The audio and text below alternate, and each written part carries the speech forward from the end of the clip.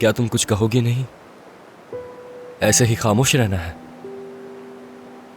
तुम्हें क्या लगता है फहद, मुझे क्या कहना चाहिए? आसुमान, तुम हमारी पहली लड़ाई में घर छोड़ने वाली थी। पहली लड़ाई थी हमारी? फहद, हमारा यही मसला है, हम अपने मसाइल के बारे में बात ही नहीं करते। क्योंकि हम एक ही चीज का दिफा करते हैं, हमेशा एक ही तरफ होते हैं। हमें बहस करने की आदत ही नहीं। और शायद अभी भी एक ही राय है, तलाक ही आखिरी हल है, खास करके तुम्हारे लिए। यही ख्वाहिश है ना तुम्हारी?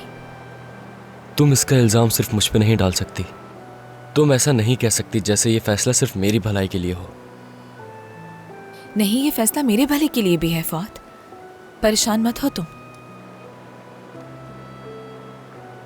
सच कहूं तो उस हवेली में बहुत नाखुश हूं मैं, बोझ सा महसूस करती हूँ खुद को मैं, कोई हैसियत नहीं वहां मेरी।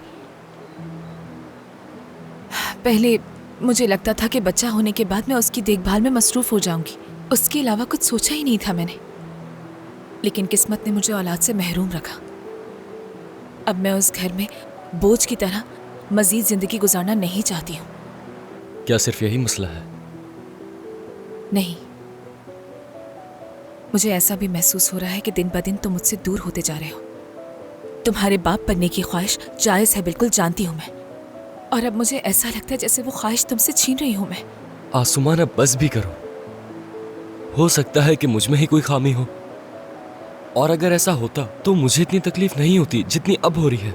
मुझे बाप ना बनने का दुख तो है, मगर मैं ऐसा कुछ नहीं करता जिससे तुम खुद को कसूरवार समझो, क्योंकि इसमें किसी का कसूर नहीं। ये जिंदगी है, इसमें किसी के लिए खुशियां भी हैं और कभी किसी के लिए मुश्किलात। ठीक कहा। तुम्हें हमेशा लगता है कि तुम्हारी मुश्किलात की वजह कोई और है।